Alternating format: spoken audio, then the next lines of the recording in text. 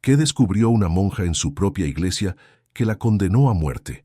¿Por qué su asesinato fue enterrado en el silencio durante décadas? ¿Quién quiso borrar para siempre la verdad que ella llevaba consigo? Magdalena Hernández nació en 1938 en un caserío polvoriento a las afueras de Tepatitlán, en el corazón de Jalisco. Su familia, de campesinos humildes, vivía al ritmo de las estaciones y de la misa dominical. El padre, un hombre de manos agrietadas y mirada firme, creía que el trabajo y la fe eran las únicas herencias que podía dejar a sus hijos. La madre, silenciosa y piadosa, enseñaba a Magdalena a rezar antes de dormir y a compartir el poco pan que había con quien tuviera más hambre que ellos. Desde pequeña, la niña mostraba una serenidad inusual, una calma que incluso en medio de las tormentas parecía sostenerla como si ya supiera que estaba destinada a algo más que a la rutina del campo. A los 12 años, durante una procesión de Semana Santa, Magdalena sintió por primera vez una voz interna que no podía explicar. No era un susurro audible, sino una certeza profunda. Su vida debía entregarse al servicio de Dios. En aquellos días, las vocaciones religiosas eran vistas como un honor para la familia, y sus padres, aunque con el corazón apretado, aceptaron su decisión. Ingresó como aspirante en un convento local, donde aprendió las primeras reglas de obediencia, silencio y entrega. El mundo exterior empezó a desdibujarse, reemplazado por el ritmo de oraciones, cantos y labores humildes que llenaban sus días. Durante su adolescencia en el convento, la joven demostró un temple poco común. Mientras algunas novicias flaqueaban ante la dureza de la disciplina, Magdalena parecía encontrar en ella una forma de libertad. Ayudaba en la cocina, en la huerta, en la enfermería, y siempre estaba dispuesta a escuchar las penas de las mujeres del pueblo que buscaban consuelo entre las paredes del claustro. Su voz, suave pero firme, transmitía la sensación de que todo podía ser reparado si se actuaba con fe y paciencia. Las superioras la miraban con respeto, aunque en ocasiones percibían en ella una voluntad que no siempre encajaba con el mandato de obediencia ciega. En 1960, ya convertida en hermana profesa, fue destinada a la parroquia de San Miguel Arcángel, en el centro de Tepatitlán. Allí su trabajo se centró en atender a los más pobres, visitar enfermos y coordinar la catequesis de niños y adolescentes. Sus jornadas eran largas, pero ella encontraba energía en cada rostro agradecido, en cada hogar que abría la puerta para recibir su bendición. Tenía la costumbre de llevar siempre un pequeño crucifijo en el bolsillo al que aferraba en los momentos de duda. Aunque el mundo comenzaba a cambiar y las noticias de violencia en otras regiones de México empezaban a llegar, en su entorno aún reinaba una aparente calma. Sin embargo, detrás de esa serenidad había signos sutiles de un México que empezaba a torcerse. Magdalena notaba que algunos feligreses se presentaban a donar grandes sumas de dinero en efectivo, sin querer recibir reconocimiento ni aparecer en los registros. Algunos hombres, desconocidos para la comunidad, asistían a misa en silencio, observando más que rezando. Ella, por prudencia, no comentaba nada, pero guardaba en la memoria cada rostro, cada gesto. En esos años, aún no podía imaginar que aquellas apariciones eran las primeras sombras de una red mucho más oscura que pronto se infiltraría en su vida. Su fe era absoluta, pero no ingenua. Había crecido viendo injusticias, vecinos que perdían sus tierras por deudas imposibles, mujeres que sufrían en silencio la violencia doméstica, campesinos que trabajaban toda su vida para seguir siendo pobres. Por eso, aunque su vocación la mantenía ligada a la oración, también sentía un llamado a actuar, a no ser una testigo pasiva de las injusticias. Este impulso, que para algunos era virtud y para otros una imprudencia, sería la chispa que, años más tarde, encendería un conflicto mortal. Magdalena aún no lo sabía, pero cada paso que daba hacia la caridad la acercaba también al filo de un precipicio. Era 1969, cuando su destino comenzó a tomar un rumbo irreversible. México vivía un tiempo convulso. La modernización avanzaba a la par que crecía la desigualdad, y en los márgenes de la ley empezaban a consolidarse grupos que pronto serían temidos en todo el país. Tepatitlán, aunque aún pequeño y aparentemente ajeno a esas fuerzas, sería el escenario de una historia en la que la fe, la corrupción y la violencia se entrelazarían de forma trágica, y en el centro de todo estaría la figura firme y serena de la hermana Magdalena Hernández. En 1969, México se encontraba en una encrucijada histórica. La década anterior había traído un aparente progreso, con carreteras nuevas, fábricas en expansión y un discurso oficial que hablaba de modernidad y desarrollo. Sin embargo, bajo esa capa de optimismo se extendían grietas profundas. La desigualdad seguía marcando la vida de millones y el campo, olvidado por las políticas públicas, se convertía en terreno fértil para nuevos actores que operaban fuera de la ley. En regiones apartadas, las autoridades eran escasas o corruptas, y el poder real se medía en base a quién controlaba el miedo y el dinero. En Jalisco, el clima social estaba cambiando lentamente, casi sin que la población lo advirtiera. Pequeñas comunidades que habían vivido décadas al margen de la violencia comenzaban a recibir visitas de hombres desconocidos, siempre bien vestidos, que ofrecían préstamos generosos o compraban cosechas enteras en efectivo.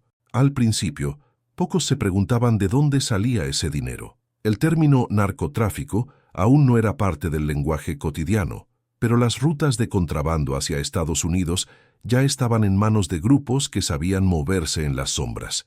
Lo que comenzó como un negocio discreto empezaba a tejer lazos con políticos locales, empresarios y, de manera más sutil, con la Iglesia. La estructura eclesiástica, por su parte, vivía su propio momento de tensión. El Concilio Vaticano II había terminado apenas unos años antes, trayendo cambios que no todos aceptaban. Algunas parroquias abrazaban la renovación, buscando mayor cercanía con los fieles, mientras que otras preferían aferrarse al modelo tradicional. En medio de esa transición, ciertos sectores se volvían vulnerables a influencias externas. Donaciones anónimas y favores políticos empezaban a abrir puertas que antes permanecían cerradas. La fe seguía siendo un refugio para la mayoría, pero para unos pocos se estaba convirtiendo en un escudo perfecto para encubrir actividades ilegales. En Tepatitlán, la sensación general era de calma, aunque los rumores corrían entre los comerciantes más atentos. Se hablaba de un grupo que transportaba mercancías por las carreteras secundarias, evitando los retenes militares. Algunos afirmaban que no se trataba solo de alcohol o tabaco, sino de algo más lucrativo. La policía local, mal pagada y con escasos recursos, rara vez intervenía. Los habitantes aprendían a no hacer preguntas y las autoridades a no dar respuestas.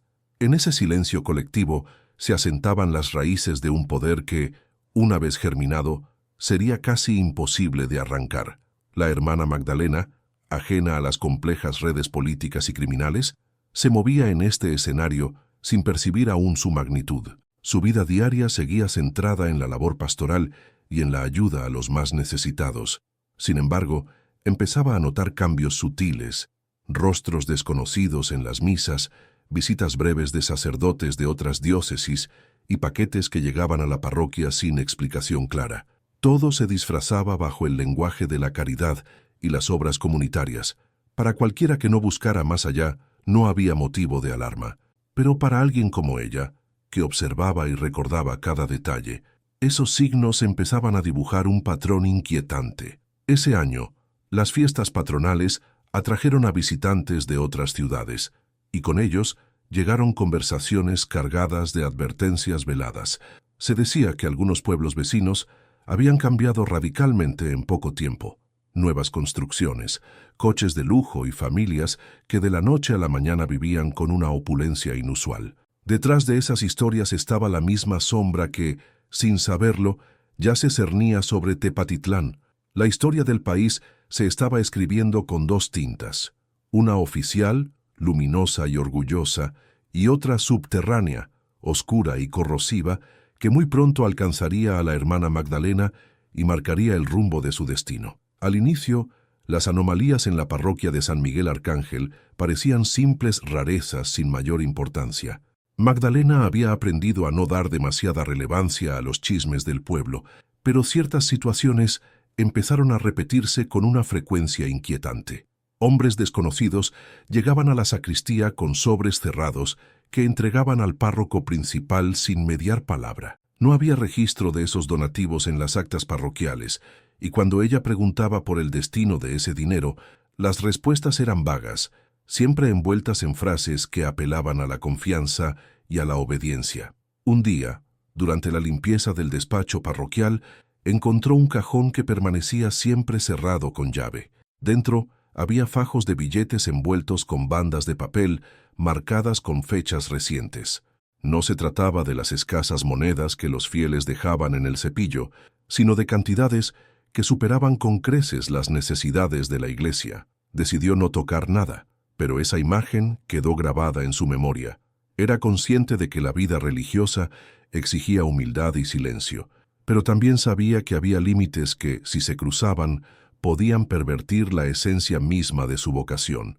A la par de estos hallazgos, comenzaron a llegar a la parroquia cargamentos misteriosos, embalados en cajas sin remitente. El contenido nunca era mostrado abiertamente, y los paquetes desaparecían horas después de haber llegado, trasladados en vehículos que no pertenecían a la comunidad.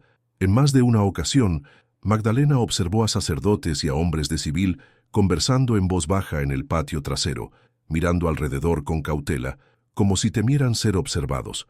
El ambiente, que antes estaba lleno de cantos y rezos, comenzaba a impregnarse de un silencio tenso, quebrado solo por murmullos que se apagaban al verla entrar. Algunos feligreses también parecían distintos. Hombres corpulentos, con ropas caras y relojes de oro, se sentaban en las últimas bancas durante la misa. No participaban de las oraciones, no comulgaban y salían antes de la bendición final. A veces dejaban generosas donaciones en efectivo, siempre sin nombre. Cuando Magdalena intentaba acercarse para agradecerles, ellos evitaban el contacto visual y se marchaban con pasos rápidos y decididos. No tardó en comprender que esas visitas no tenían que ver con la fe, sino con algo que se movía bajo un orden invisible, más fuerte que cualquier sermón. En medio de estos cambios, el párroco principal comenzó a viajar con mayor frecuencia. Decía que debía asistir a reuniones en Guadalajara, pero rara vez explicaba de qué trataban. Cuando regresaba, parecía más distante, más cuidadoso en sus palabras y más exigente en la administración de la parroquia. Había áreas a las que ya no se podía acceder sin permiso expreso, y el personal empezó a rotar con inusitada rapidez. Monjas y laicos que habían trabajado años en el lugar desaparecían de un día para otro, sin explicación oficial, reemplazados por personas que nadie en Tepatitlán conocía. Magdalena, aunque prudente, comenzó a unir las piezas. No era solo dinero, no eran solo donaciones, era algo más grande, una corriente subterránea que estaba moviendo los cimientos de la parroquia y que parecía arrastrar a todos con ella. En ese momento, aún no sabía que su curiosidad y su sentido del deber la pondrían en el centro de un entramado peligroso, pero sí entendía que lo que estaba ocurriendo no era obra de Dios. El primer paso hacia la verdad ya había sido dado, y con él también el primer paso hacia el peligro. Magdalena decidió que debía hablar con el párroco principal para disipar sus dudas. Esperó un momento apropiado, cuando la parroquia estaba tranquila y él parecía menos ocupado. Con cautela, mencionó que había notado ciertas irregularidades en las donaciones y en los movimientos recientes. El sacerdote, un hombre de voz grave y modales mesurados, la escuchó sin interrumpir, pero su mirada se volvió fría, calculadora. No la reprendió, pero le recordó que su deber como religiosa era la obediencia, no la curiosidad. Cerró la conversación con un confía en la providencia y se retiró sin ofrecer más explicaciones. Lejos de apaciguar sus inquietudes, esa respuesta encendió en ella una alarma interna. En los días siguientes, intentó hablar con otras hermanas y con miembros de la comunidad, buscando a alguien que compartiera sus observaciones. Sin embargo, cada intento terminaba con evasivas. Algunos cambiaban de tema bruscamente, otros bajaban la voz y le pedían que no volviera a mencionar esos asuntos. Era como si una red invisible de miedo envolviera a todos los que vivían o trabajaban cerca de la parroquia. El silencio no era casual. Parecía impuesto por algo más fuerte que la voluntad de cada uno. Una tarde, en la sacristía, Magdalena se encontró con la hermana Clara, una monja mayor que llevaba décadas en el servicio. Pensó que podría confiar en ella. Cuando comenzó a describir lo que había visto, Clara la tomó de las manos con fuerza y le pidió que dejara todo en manos de Dios. «Hija, hay cosas que no debemos tocar», dijo con un temblor en la voz que no pasó desapercibido. Antes de que pudiera hacer más preguntas, otra hermana entró y la conversación se cortó de raíz. Magdalena entendió que incluso quienes llevaban más tiempo que ella preferían no saber o fingir que no sabían. El aislamiento se hizo más evidente con el paso de las semanas.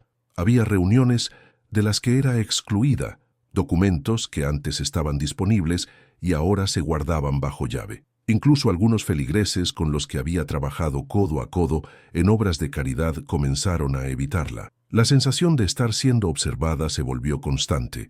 No podía caminar por el patio o por los pasillos sin sentir que había ojos siguiéndola. El convento, que hasta entonces había sido un refugio, empezaba a parecer una trampa silenciosa.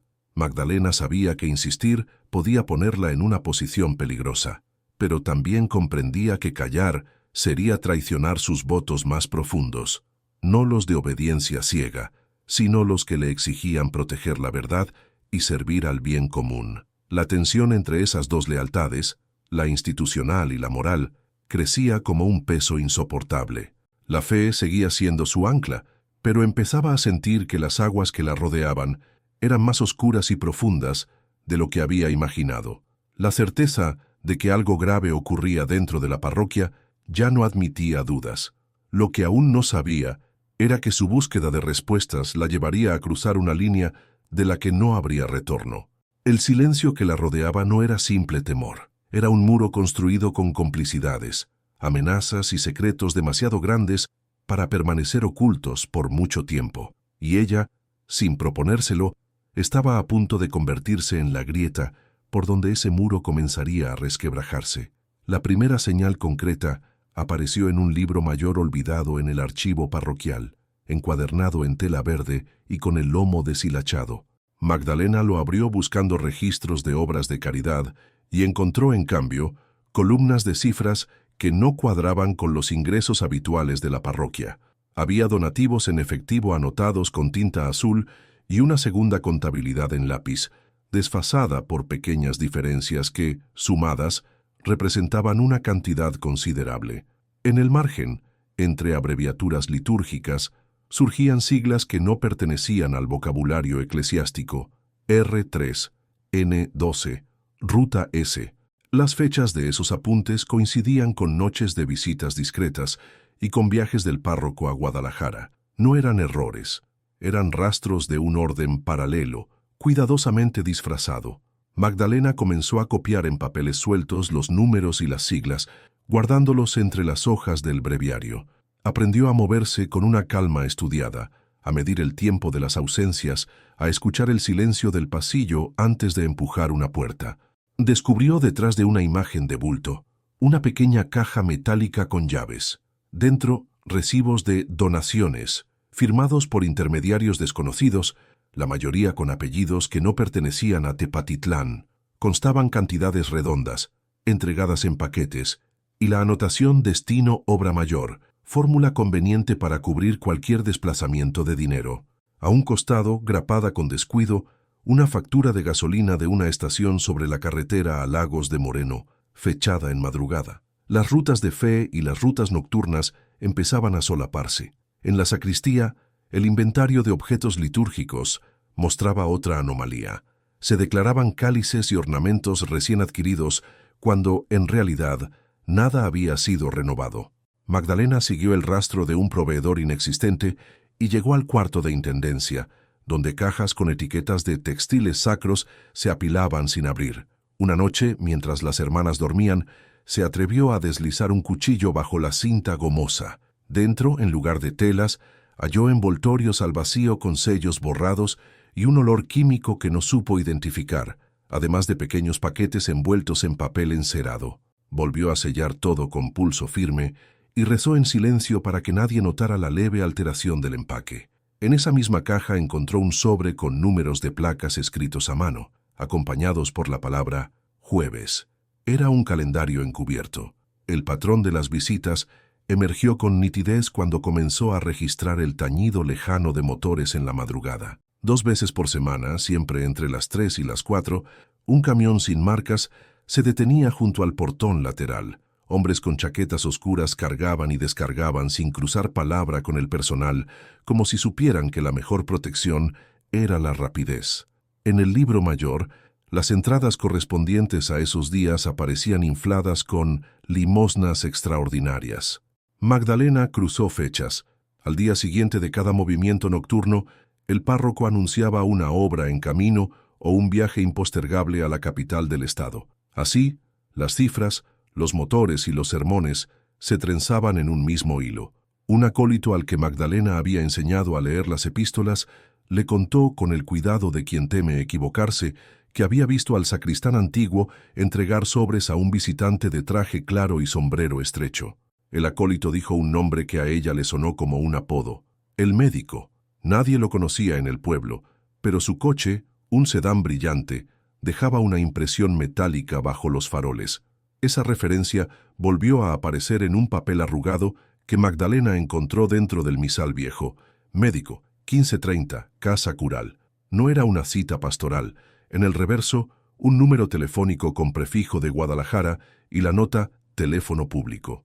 La combinación de discreción y exactitud revelaba una disciplina ajena al azar. Lo que más la perturbó fue descubrir, al final de un cuaderno de catequesis, una lista de familias beneficiarias, con montos asignados que nunca habían llegado a sus manos.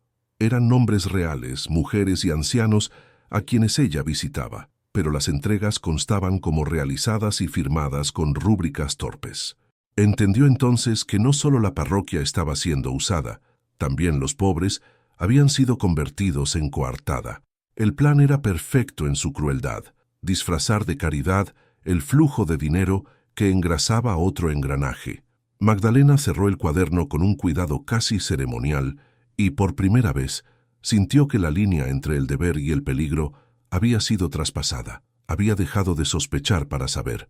Y ese conocimiento, como una llama pequeña en una habitación de gasolina, la convertiría en objetivo. Magdalena entendió que no podía sostener sola el peso de lo que había descubierto. El primer impulso fue buscar a quienes habían compartido con ella años de servicio y oración. Creyó encontrar un refugio en la hermana Clara, la misma que alguna vez le había pedido prudencia. La visitó en su celda a la hora del silencio, llevando consigo un rosario y un cuaderno delgado con apuntes cifrados. Le habló de las cajas, de los libros mayores y de los camiones sin marcas. Clara escuchó con los ojos cerrados, como si orara, y al final asintió con una resignación antigua. Le dijo que no estaba sola, que había otras 2 hermanas preocupadas. Le prometió discreción y le pidió copias de algunos apuntes para resguardarlos. Magdalena, necesitada de confianza, le entregó hojas con fechas y placas. No lo supo en ese instante, pero con ese gesto había dejado una llave sobre la mesa de un cuarto lleno de puertas. La segunda persona en quien pensó fue Julia, una joven laica que coordinaba la catequesis de adultos y que debía su oficio de costurera a los talleres de la parroquia. Julia había crecido en un barrio áspero y conocía el lenguaje de la cautela. Escuchó en silencio y sin pedir nombres. Propuso algo que a Magdalena le pareció sensato: ocultar copias de la documentación en distintos lugares de la comunidad, lejos de la casa cural. Papel dentro de breviarios viejos, una lista cosida en el forro de un manto, números escondidos bajo la tapa de una caja de velas. La red de escondites no era perfecta, pero ofrecía una dispersión que podía ganarles tiempo si los registros oficiales desaparecían. Magdalena sintió por un momento el alivio de saberse acompañada por alguien que entendía que la verdad debía resguardarse con paciencia, como un fuego que se aviva sin llamaradas. El acólito, muchacho de manos nerviosas que conocía los pasillos como la palma de su mano, se convirtió en sus ojos a ciertas horas. Le informó de reuniones inusuales en el despacho del párroco, siempre precedidas por la llegada del sedán brillante. Contó que vio al sacristán nuevo, un hombre que parecía más un mayordomo que un servidor, intercambiar paquetes con un visitante de acento del norte. Magdalena le pidió que no se acercara más, que solo anotara horas y movimientos, y que memorizara rostros sin fijarlos con la mirada. El muchacho obedeció, no por miedo a la reprensión, sino por la sensación helada que le dejaban aquellas presencias. Ella, por su parte, comenzó a trazar un mapa mental. Fechas, lugares, actores, una cartografía de sombras que hasta entonces solo había presentido. En paralelo, Magdalena procuró un apoyo fuera de los muros. Buscó a un viejo conocido de su familia, Tomás Villagrán, maestro jubilado que ayudaba a redactar cartas para campesinos analfabetos. Tomás tenía reputación de honrado y mantenía amistades discretas en la capital del estado. Le entregó, sin detalles comprometedores, una relación de irregularidades y le pidió que, si algo le ocurría, hiciera llegar una copia a un sacerdote de confianza en Guadalajara. Tomás aceptó con una seriedad pensativa y le aseguró que también guardaría una copia en un sobre lacrado en la notaría de su primo. Aquel gesto, mínimo en apariencia, tejía un hilo hacia afuera, una línea de fuga que podía significar seguridad o sentencia. Magdalena sintió por primera vez que había dado un paso que no podía desandarse. Los traidores se rebelaron con la precisión de un reloj. A los pocos días, la hermana Clara comenzó a evitarla con una suavidad que, por ser delicada, era más punzante. El párroco, repentinamente amable, le recordó que debía concentrarse en la preparación de las confirmaciones y le pidió las llaves de los armarios para actualizar inventarios.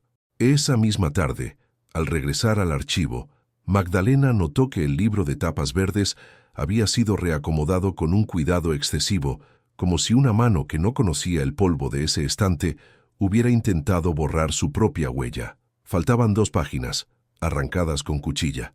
Luego supo que el sacristán antiguo se había marchado sin despedirse y que el sedán había añadido una visita de madrugada no registrada por el acólito. Comprendió que lo que había entregado a Clara había alcanzado oídos ajenos y que su nombre había quedado escrito en una lista que no se guardaba en ningún archivo visible. La certeza del peligro no apagó su impulso de buscar aliados, pero cambió su método. Desconfiar se volvió disciplina. Siguió tratando a todos con la cortesía habitual.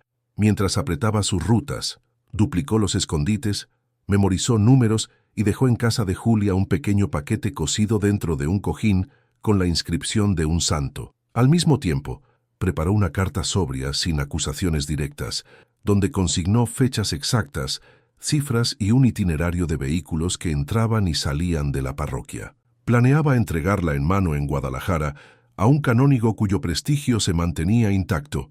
Sabía que los traidores ya habían olido su miedo y que los aliados, por valientes que fueran, no podrían protegerla si la red que la rodeaba se cerraba de golpe.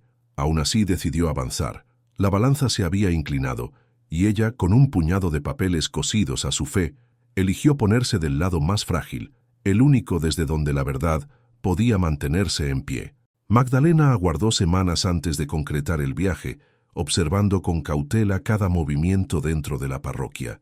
Había preparado una pequeña carpeta con la información más relevante, extractos de los libros mayores, anotaciones de horarios y matrículas y 2 cartas escritas a mano donde detallaba lo suficiente para alertar, pero no tanto como para poner en riesgo a terceros.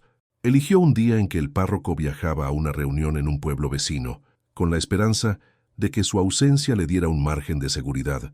Salió al amanecer, con el hábito sencillo y una bolsa de lona que no levantara sospechas, y tomó un autobús que la llevaría directamente a la terminal vieja de Guadalajara. El trayecto transcurrió en silencio, interrumpido solo por el ruido de las ruedas sobre el asfalto irregular. Magdalena repasaba en su mente el rostro del canónigo que iba a buscar, un hombre de voz grave, conocido por su intransigencia frente a abusos de autoridad y por haber intervenido en disputas parroquiales con imparcialidad. Lo había visto una vez en una procesión y desde entonces había guardado su nombre como un posible faro. La capital del estado se abría ante ella como un territorio ambiguo, donde las calles podían ofrecer amparo o convertirse en pasillos de vigilancia. Llevaba el paquete envuelto en un pañuelo, sujeto al costado bajo la tela del hábito, sintiendo el peso del papel como si fuera un metal precioso y peligroso. Al llegar a la ciudad, se dirigió a la curia arquidiocesana, un edificio antiguo cuyas paredes parecían absorber murmullos. Preguntó por el canónigo y le informaron que estaba atendiendo a un grupo de sacerdotes, pero que podría esperarlo en la biblioteca. Pasaron los minutos, luego la hora. La inquietud creció cuando un hombre de traje oscuro y sonrisa tensa se sentó frente a ella, sin presentarse, y comenzó a hablarle de manera vaga sobre la importancia de mantener la unidad de la iglesia y el peligro de rumores dañinos. Magdalena guardó silencio, sosteniendo su carpeta como si no entendiera a qué se refería. Cuando por fin fue recibida, el canónigo la escuchó con atención, sin interrumpirla, pero su rostro endurecido le hizo comprender que sus palabras eran más arriesgadas de lo que había imaginado. Él le pidió que dejara la documentación para revisarla con calma, asegurándole que la trataría con la mayor reserva. Magdalena, tras dudar unos segundos, aceptó, pero mantuvo en su poder una copia oculta en la bolsa de lona. El canónigo prometió contactarla en una semana, pero antes de despedirse le advirtió casi en susurro que evitara hablar del asunto con otras personas. Al salir, el aire de la calle le pareció más denso. Caminó hasta la terminal con la sensación incómoda de que ya no estaba sola, de que pasos ajenos coincidían con los suyos a una distancia calculada. En el viaje de regreso, repasó la conversación palabra por palabra. No había recibido confirmación de apoyo, solo una promesa prudente. Sabía que el canónigo podía ser un aliado, pero también que el contenido de esa carpeta, en manos equivocadas, la convertiría en blanco. Al llegar a Tepatitlán, encontró al párroco en la entrada, más cordial que de costumbre, preguntándole si había disfrutado de su paseo a la ciudad. El comentario, cargado de una falsa ligereza, le heló la sangre. No había mencionado su viaje a nadie dentro de la parroquia.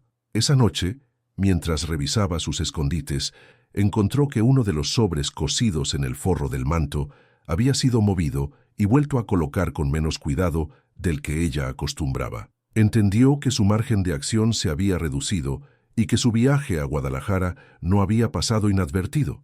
La línea entre la búsqueda de justicia y la trampa tendida se desdibujaba. Magdalena sabía que lo siguiente que hiciera podía definir no solo su destino, sino también el de quienes, sin saberlo, habían quedado atrapados en la misma red. Las primeras señales de vigilancia constante comenzaron como pequeñas coincidencias. Magdalena notó que, al salir de la parroquia, siempre había un mismo coche estacionado a media cuadra, con dos hombres que fingían leer el periódico o reparar el motor. Cuando iba al mercado, los mismos rostros aparecían entre la multitud, sin comprar nada, solo de pie, observando.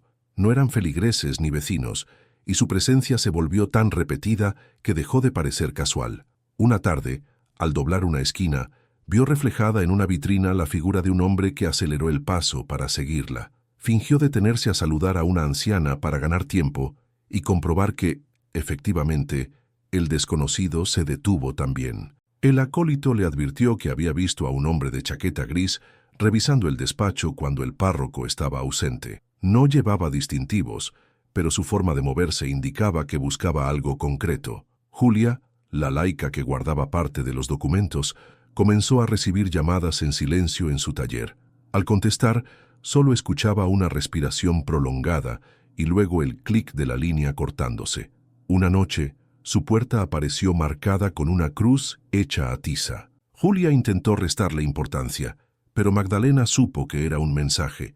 No se trataba de superstición, era una advertencia para que ambas entendieran que estaban siendo observadas incluso fuera de los muros de la parroquia.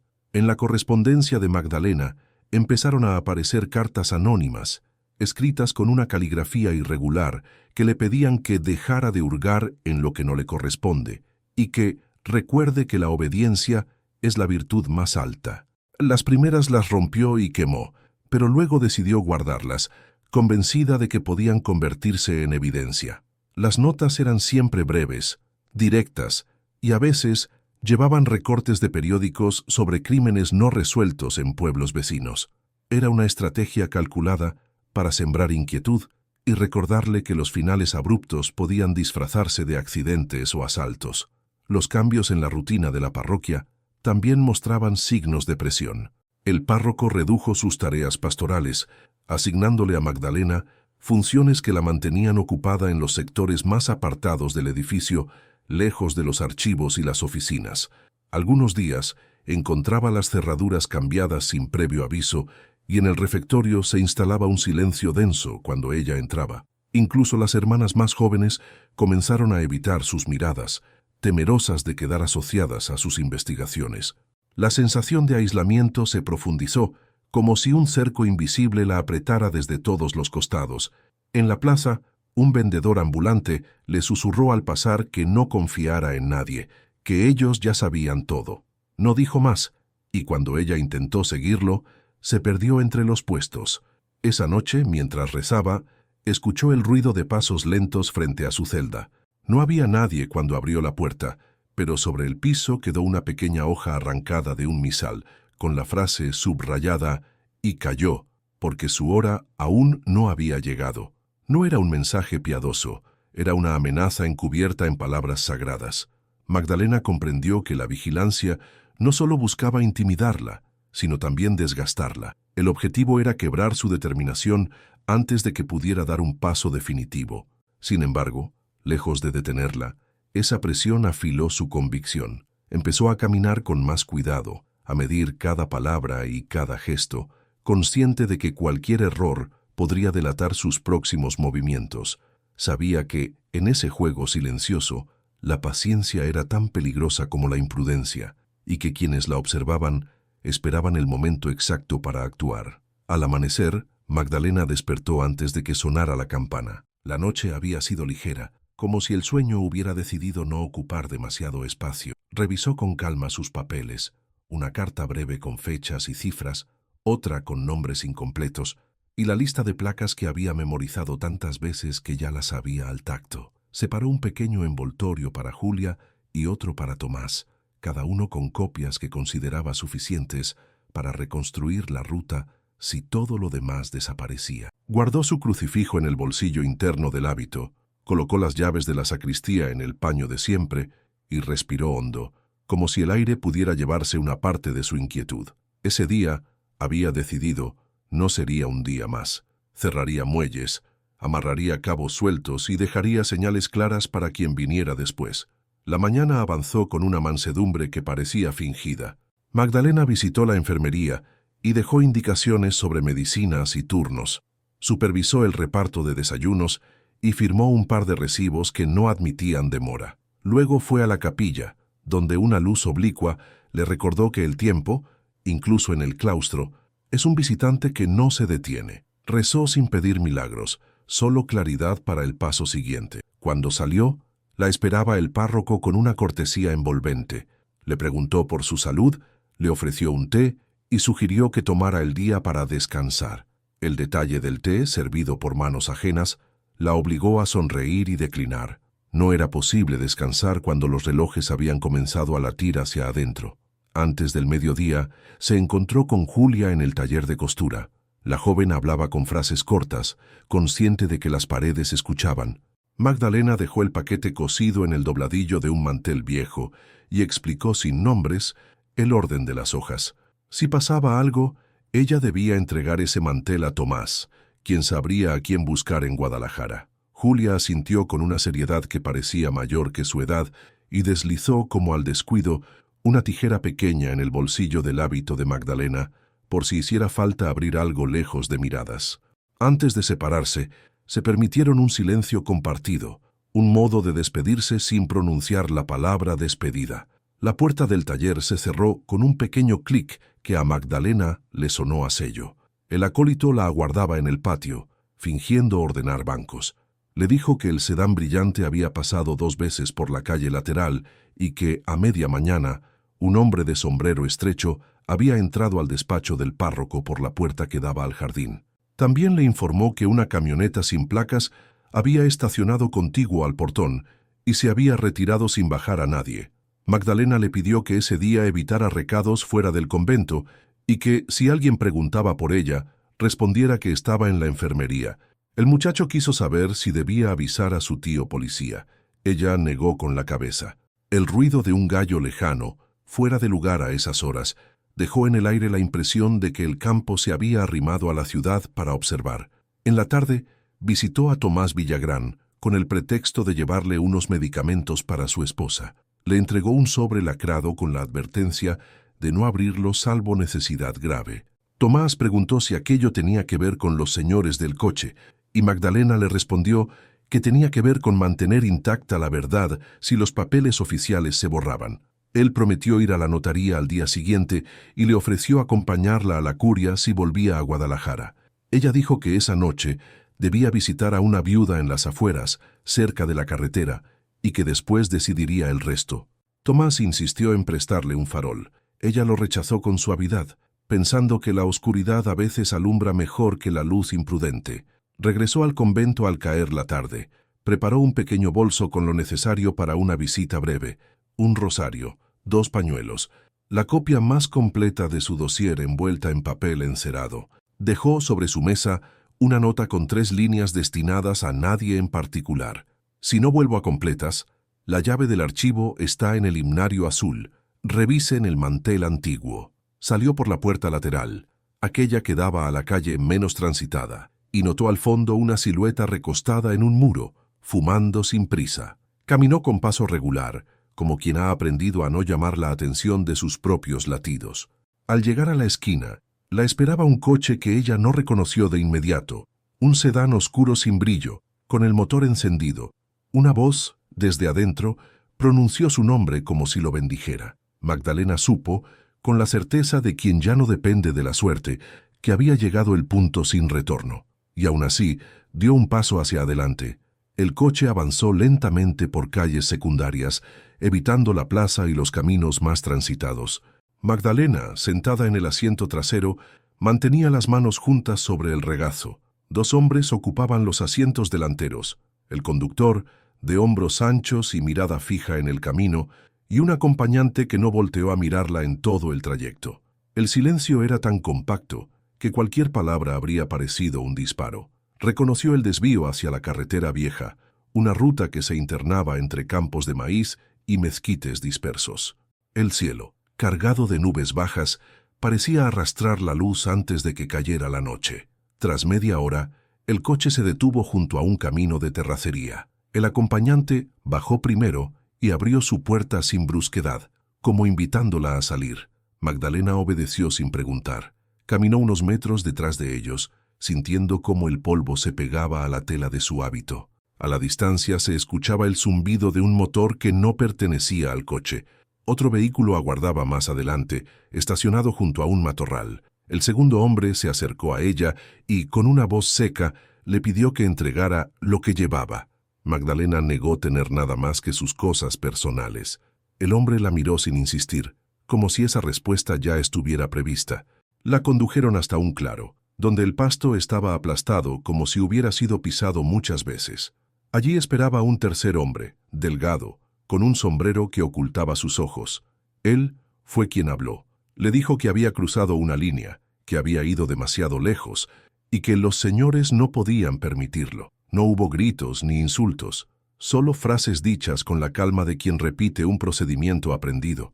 Magdalena lo escuchó sin bajar la vista. En su bolsillo, sus dedos rozaron el crucifijo, no como un escudo, sino como un ancla. El del sombrero le preguntó si quería decir algo antes. Magdalena respondió que no se arrepentía. La frase quedó suspendida en el aire, y durante un instante ninguno se movió. Luego, un gesto del hombre bastó para que el acompañante sacara una pistola corta de la pretina. El primer disparo sonó seco, rompiendo la quietud. Magdalena cayó de rodillas antes de desplomarse sobre el polvo. Un segundo disparo cerró el acto, asegurando que no quedara duda. El olor metálico de la pólvora se mezcló con el del campo y el silencio volvió a instalarse, tan espeso como antes. No se apresuraron a marcharse. Uno de los hombres revisó sus bolsillos, encontrando solo un pañuelo y el crucifijo. Lo dejó sobre su pecho, quizá por costumbre, quizá por burla. Luego, arrastraron el cuerpo unos metros hasta dejarlo junto a un alambrado. El coche volvió a arrancar sin prisa, tomando un atajo que lo devolvería a la carretera principal sin pasar por el pueblo. El otro vehículo, el que había esperado entre los matorrales, partió en dirección contraria. La noche terminó de caer antes de que alguien encontrara el cuerpo. Fueron unos campesinos que volvían de recoger leña. Reconocieron de inmediato el hábito y avisaron a la autoridad más cercana. La noticia se propagó en susurros, acompañada de conjeturas y miedo. Cuando la patrulla llegó, la escena ya estaba alterada. No había casquillos, no había huellas, solo el cuerpo inmóvil y el crucifijo brillando bajo la luz temblorosa de una lámpara de mano. En el registro oficial, la causa se anotaría como asalto con violencia, un cierre administrativo que ocultaba más de lo que revelaba. Magdalena había dejado de caminar, pero la verdad que llevaba consigo aún buscaba dónde seguir respirando. El cuerpo de Magdalena fue llevado al pequeño anfiteatro municipal, donde el médico de guardia redactó un informe breve: herida de arma de fuego, probable intento de robo. No hubo mención a la ausencia de objetos de valor ni al hecho de que el hábito estaba limpio, salvo por la sangre. La policía local, sin recursos ni voluntad para investigar, cerró el acta con la rapidez de quien quiere que un asunto incómodo desaparezca. El párroco llegó poco después, acompañado por dos hombres de traje oscuro. Habló con las autoridades en voz baja y firmó unos documentos que le permitieron retirar el cuerpo sin mayores trámites. El velorio se organizó en la capilla lateral de la parroquia. Las hermanas del convento vistieron el altar con flores blancas y encendieron cirios que ardieron sin pausa durante toda la noche. Julia estuvo presente, sentada en silencio junto al féretro, sin apartar la mirada. El acólito se mantuvo en un rincón, con las manos entrelazadas, evitando cruzar palabras con los hombres que custodiaban la entrada. Afuera, un grupo de feligreses rezaba en voz baja, pero no todos se atrevieron a entrar. Había un aire de advertencia que disuadía cualquier gesto de exceso emocional. El nombre de Magdalena se pronunciaba con cautela, como si la sola mención pudiera atraer desgracia. Durante la misa de cuerpo presente, el párroco habló de la dedicación ejemplar de la hermana y de su entrega a las obras de misericordia. Evitó mencionar las circunstancias de su muerte y se refirió al hecho como una pérdida fruto de la inseguridad de nuestros tiempos. Las palabras fueron medidas, casi frías, y más de uno en la congregación notó que se trataba de un discurso diseñado para cerrar la historia, no para abrir preguntas. Los hombres de traje permanecieron al fondo, observando cada movimiento con la seriedad de quienes vigilan que todo transcurra según lo planeado. Julia logró acercarse al ataúd en un momento en que la capilla quedó casi vacía. Introdujo discretamente su mano bajo el cojín de la cabecera y dejó un pequeño sobre. Era la copia que Magdalena le había confiado, envuelta en una hoja de oración. Sabía que en algún momento alguien, quizá un investigador, quizá un periodista, podría encontrarla al exhumar el cuerpo. No era mucho, pero era lo único que podía hacer para mantener vivo el hilo que Magdalena había tejido. Luego, retrocedió sin llamar la atención, como si nada hubiera ocurrido. El entierro se realizó en el Panteón Municipal al día siguiente. La procesión fue corta y silenciosa, interrumpida solo por el crujir de la grava bajo los pies. Al colocar el féretro en la fosa, algunos asistentes hicieron la señal de la cruz. Otros, en cambio, miraron hacia atrás, como temiendo que las miradas de ciertos hombres alcanzaran sus espaldas. La tierra cayó sobre la madera, con golpes sordos que parecían cerrar algo más que una tumba. En menos de una hora, todo había terminado, y el cementerio volvió a su calma habitual, aunque en las esquinas del pueblo la historia ya corría envuelta en susurros y medias verdades. En los días siguientes, el convento volvió a su rutina, pero con un silencio distinto. Las hermanas evitaban hablar de Magdalena salvo en oraciones formales, y Julia notó que la vigilancia alrededor de la parroquia se intensificaba. El acólito desapareció sin dejar aviso, y Tomás Villagrán no volvió a abrir su taller por varios días. Nadie se atrevió a preguntar por él. En los pasillos, el miedo se volvió parte del mobiliario, una presencia constante que recordaba a todos que la muerte de Magdalena no había sido un accidente. Sin embargo, para el registro oficial y la memoria pública, todo quedaría bajo la misma etiqueta, asalto en camino rural, y así, al menos de momento, la verdad se hundió bajo tierra junto con ella. La mañana en que se redactó la versión oficial, la comandancia amaneció con puertas entreabiertas y murmullos apresurados. Un escribiente tecleó un parte informativo que ya estaba decidido antes de que sus dedos tocaran la máquina.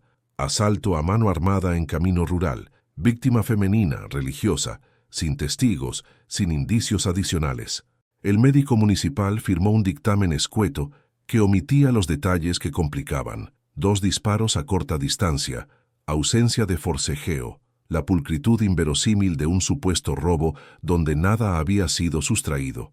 El papel, leve como un menú, pesó de inmediato como un sello. Nadie en la sala preguntó por qué el informe excluía la mención de un segundo vehículo, por qué la hora estimada de muerte coincidía con una franja en la que la patrulla había estado sin combustible. Al costado, dos hombres de traje observaron el proceso con la calma de quienes ya no necesitan hablar. La nota a la prensa fue preparada con idéntica economía.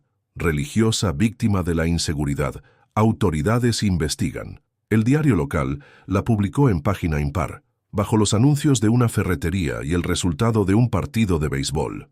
Un redactor más joven quiso añadir que la comunidad sospechaba de otra cosa, pero su editor le recordó que la línea del periódico era evitar especulaciones que dañaran el tejido social. En el kiosco de la plaza, la gente leyó el titular y guardó el resto del comentario para la sobremesa. Pobre hermanas, qué tiempos. Dios la tenga en su gloria. En voces más bajas se decía lo que no salía impreso, que esa muerte llevaba firma, que el camino donde la hallaron no tenía fama de ladrones, sino de silencios. En la curia, la versión eclesiástica se redactó con prudencia de alambre. El párroco, con una mezcla de sobriedad y cálculo, sugirió un comunicado. La Iglesia lamenta profundamente el deceso de la hermana Magdalena. Exhortamos a no difundir rumores que perturben la paz. El documento, leído tras la misa dominical, funcionó como un candado moral. Quien insistiera en preguntar quedaba, de golpe, del lado de la imprudencia. En privado, un vicario aconsejó dejar transcurrir las semanas, porque el dolor necesita silencio. El silencio, en efecto, se instaló como un mueble nuevo. Todos sabían que estaba ahí. Todos lo rodeaban con cuidado para no tropezar. Los expedientes, entre tanto, tomaron su propio camino. El acta de defunción se archivó con un número que no coincidía con el consecutivo de ese mes. El informe de la patrulla fue corregido con tinta distinta en dos apartados. La fotografía del lugar, una sola, tomada con apuro, quedó pegada con goma al reverso de un folio que trataba de otra averiguación. Alguien selló el conjunto con un timbre que decía «concluido», y el fajo fue a dar a una estantería alta donde los casos poco convenientes dormían sin sueño. En la oficina de la comandancia, el escribiente guardó una copia del parte en su cajón, no por valentía, sino por superstición. Aprendió que las cosas que desaparecen del archivo suelen reaparecer en pesadillas si no se les deja una moneda debajo. Julia, desde su esquina, sintió cómo la versión oficial se le pegaba a la piel como una capa de polvo. La llamaron a declarar y le hicieron preguntas que buscaban confirmar un relato previamente escrito. Hora aproximada en que vio a Magdalena por última vez, si conocía sus rutas habituales, si la hermana llevaba consigo algún objeto de valor. Cada respuesta era una piedra que encajaba en un muro ya levantado. Cuando Julia intentó mencionar las llamadas en silencio, el agente sonrió sin mirarla y dictó: «No hay indicios de amenazas previas». El acólito no fue citado. Según el legajo, no se localizó. Tomás Villagrán presentó un sobre cerrado a un conocido en la notaría, pero la advertencia le llegó antes que la gratitud. «No se meta en líos ajenos, maestro. Por su salud conviene». El sobre quedó en un cajón con sellos viejos, como si la tinta pudiera contener la fiebre de una verdad incómoda. La parroquia adoptó la versión con una resignación que no era religiosa, sino práctica. Los sermones insistieron en la esperanza, y las obras de caridad continuaron como si continuidad fuera sinónimo de normalidad. Las visitas del sedán disminuyeron durante un tiempo, lo justo para que la vida pareciera retomar su cauce. En los bancos, las monedas volvieron a sonar con su tintineo de rutina, y los libros mayores recuperaron su caligrafía de domingo. Así fue como la versión oficial cumplió su cometido más ambicioso. No solo explicó la muerte, sino que organizó la vida alrededor de ella. El relato quedó fijado en la pared invisible donde cuelgan las historias que nadie debe tocar, y sin embargo, detrás de ese marco discreto, el papel respiraba, esperando otro tiempo, otros ojos, otro pulso capaz de leer lo que había sido escrito entre líneas con la tinta espesa del miedo. El caso de la hermana Magdalena quedó sellado en un expediente que nadie solicitaba y que pocos recordaban. Pasaron los meses y luego los años.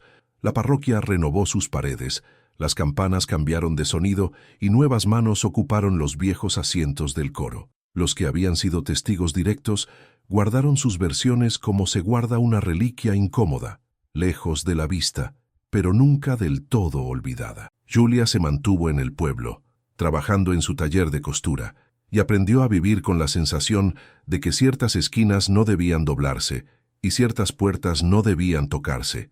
El acólito, ya adolescente, se marchó a la capital a buscar trabajo, aunque más de uno supuso que lo habían ayudado a desaparecer para evitar preguntas. En las calles, el recuerdo de Magdalena se fue diluyendo entre los nuevos rumores. Los carteles de fiesta patronal volvieron a ocupar las paredes donde antes se murmuraba su nombre.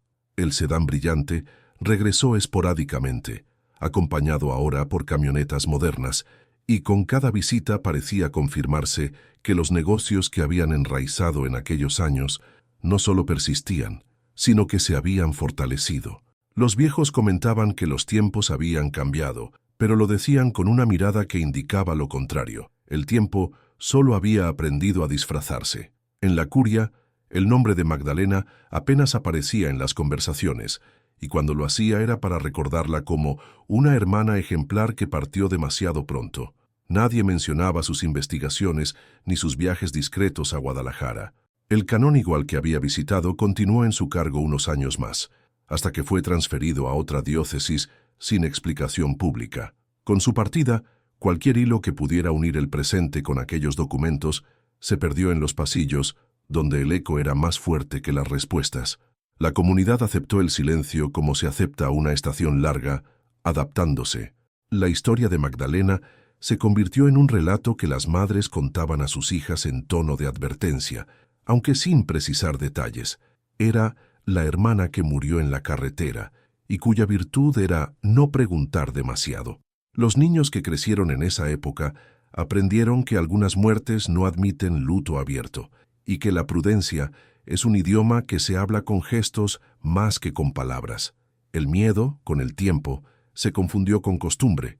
Los documentos que Julia había escondido permanecieron intactos en sus escondites, pero su valor era como el de un fuego guardado en una caja cerrada. No calentaba, no iluminaba, y su mera existencia podía ser tan peligrosa como liberadora. Julia los revisaba de vez en cuando, solo para asegurarse de que seguían ahí, y luego los volvía a encubrir bajo mantos y forros. Sabía que un solo movimiento en falso podría reactivar miradas que creía dormidas. Y, sin embargo, no se deshacía de ellos. Era su forma de mantener a Magdalena viva, aunque fuera como una sombra quieta. Durante más de 3 décadas, el caso no encontró fisuras por donde filtrarse. Los hombres que habían estado presentes en su muerte envejecieron, y algunos murieron sin dejar confesiones. Otros se integraron en redes más amplias, donde la política y el crimen compartían mesa. La parroquia siguió siendo un punto de referencia para el pueblo, con misas, bodas y bautizos que llenaban el calendario. Y bajo esa normalidad, el recuerdo de una mujer que había querido romper el silencio quedó atrapado en una red más fuerte que cualquier archivo, la memoria colectiva moldeada por el miedo. A principios de los años 2000, un periodista independiente de Guadalajara, Ignacio Beltrán, comenzó a investigar viejos expedientes policiales para un reportaje sobre crímenes no resueltos en Jalisco. Su método era revisar caso por caso, sin guiarse por titulares buscando inconsistencias en los archivos. Fue así como encontró el legajo de la hermana Magdalena, un expediente delgado, con pocas páginas y demasiados vacíos. Lo que le llamó la atención no fue solo la brevedad, sino la ausencia de anexos habituales en una investigación de homicidio. No había entrevistas, no había inventario de pertenencias, no había fotografías forenses completas. Apenas un parte policial, un dictamen médico escueto y la firma de cierre con fecha idéntica al día del hallazgo. Beltrán viajó a Tepatitlán para recabar testimonios. Al principio, las respuestas fueron evasivas. Nadie parecía recordar detalles, y quienes habían vivido en la zona en 1969 se limitaban a frases cortas y miradas huidizas. Sin embargo, una de sus visitas lo llevó al taller de Julia, ya anciana. Ella, al principio, negó saber más de lo que figuraba en los periódicos de la época, pero cuando el periodista mencionó que había visto el acta original y notado las omisiones, su expresión cambió. Julia lo citó al día siguiente, a puerta cerrada. y le entregó un mantel viejo con un dobladillo desigual. En su interior, ocultas entre las costuras, estaban las copias que Magdalena había preparado más de 30 años antes. El periodista revisó los documentos con manos cuidadosas. Había listados de matrículas, fechas de entradas y salidas de vehículos, registros de donaciones irregulares y anotaciones en letra firme sobre reuniones y personas ajenas a la comunidad parroquial. Todo coincidía con un patrón. Tras cada visita nocturna, aumentaban las donaciones y el párroco realizaba viajes a Guadalajara. Las pruebas no eran suficientes para una acusación formal, pero sí para construir una línea de investigación que conectaba la parroquia con actividades ilícitas en plena gestación de los carteles locales. Beltrán comprendió que aquello era más que una historia olvidada. Era una pieza de un rompecabezas que aún seguía armado en silencio. Decidió buscar en la curia registros de aquel periodo, pero se encontró con un archivo reorganizado en el que faltaban los libros de cuentas correspondientes a 1968 y 1969. Un funcionario retirado, bajo condición de anonimato, le confesó que esos documentos habían sido resguardados por orden superior a finales de los 70, tras una auditoría interna cuyo informe nunca se hizo público. Ese mismo funcionario le advirtió que tocar el tema podía atraer atenciones no deseadas, pues algunos de los nombres mencionados en las notas de Magdalena aún tenían peso en círculos políticos y empresariales. Beltrán publicó un primer artículo titulado La hermana que sabía demasiado, narrando la vida y muerte de Magdalena sin acusaciones directas, pero insinuando que su asesinato estaba ligado a redes de corrupción y narcotráfico en la región. El reportaje provocó reacciones encontradas. En Tepatitlán, algunos lo recibieron como un acto de justicia tardía. Otros lo tacharon de revivir fantasmas y ensuciar la memoria de la comunidad. Pocos días después, el periodista recibió un sobre sin remitente con una copia del acta de defunción, marcada con un círculo rojo en la fecha de cierre del caso, y una nota: ella no fue la única. Ese mensaje amplió la dimensión de la historia. Beltrán empezó a rastrear otros casos de muertes atribuidas a asaltos en caminos rurales entre 1968 y 1972, encontrando similitudes inquietantes. La trama que Magdalena había vislumbrado no solo seguía viva, sino que parecía haberse extendido mucho más allá de lo que ella misma pudo documentar. Lo que comenzó como la investigación de un crimen olvidado se convirtió en la apertura de una grieta que amenazaba con revelar un sistema de complicidades tejido a lo largo de décadas. El artículo de Ignacio Beltrán no logró abrir una investigación oficial, pero sí encendió una chispa que viajó más lejos de lo que él esperaba. Organizaciones de derechos humanos en Guadalajara comenzaron a incluir el nombre de Magdalena en listados de víctimas cuya muerte presentaba signos de encubrimiento institucional. La presión mediática obligó a que, décadas después, la Fiscalía Estatal anunciara una revisión histórica de casos sin resolver. Fue más un gesto político que un compromiso real. Se reabrieron expedientes, se nombraron comisiones y se organizaron ruedas de prensa donde la palabra verdad se repetía con la ligereza de una consigna. Sin embargo, en los pasillos internos, la investigación tropezaba con el mismo muro que había protegido a los responsables durante años: el miedo de testigos, la desaparición de archivos y la supervivencia de apellidos intocables. Julia, ya anciana, fue llamada a declarar. Llevó consigo el sobre original que Tomás Villagrán había resguardado, con papeles que, aunque amarillentos, mantenían la firmeza de la tinta. Frente a una gente joven que desconocía la historia, relató por primera vez todo lo que había visto y escuchado en aquellos años. No buscaba venganza, quería que el expediente de Magdalena tuviera un registro limpio, que no quedara como un simple asalto en un camino rural. El agente escuchó, tomó notas y prometió que lo incluiría en el nuevo informe. Julia salió con la sensación ambigua de haber cerrado una deuda, aún sabiendo que la maquinaria de la justicia avanzaba con la lentitud de quien teme llegar al final. Beltrán, por su parte, continuó investigando. Logró vincular algunos de los nombres en las notas de Magdalena con empresas y propiedades que, en la actualidad, eran fachada para operaciones financieras irregulares. Publicó una serie de reportajes que, sin señalar responsables directos, mostraban la línea ininterrumpida entre las operaciones encubiertas de finales de los 60 y la estructura criminal consolidada en el presente. Su trabajo recibió reconocimientos, pero también amenazas veladas. En entrevistas se insistía en que la verdadera victoria no era exponer a los culpables, muchos ya muertos, sino impedir que la historia de Magdalena cayera nuevamente en el olvido. En Tepatitlán, un pequeño grupo de feligreses comenzó a reunirse cada año en la fecha de su muerte. No había ceremonias oficiales ni procesiones, solo una misa discreta y un momento de silencio junto a su tumba. Con el tiempo, ese gesto se convirtió en tradición.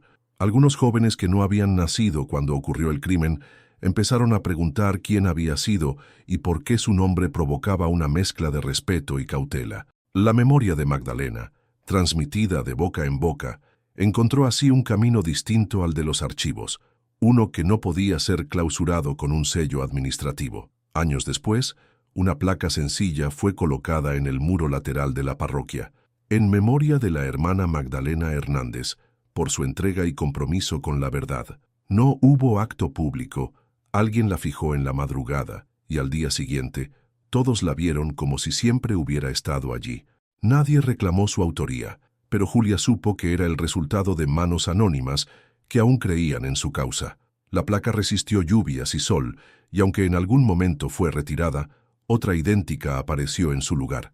Esa persistencia se convirtió en un símbolo silencioso de que no todos habían cedido al pacto de silencio.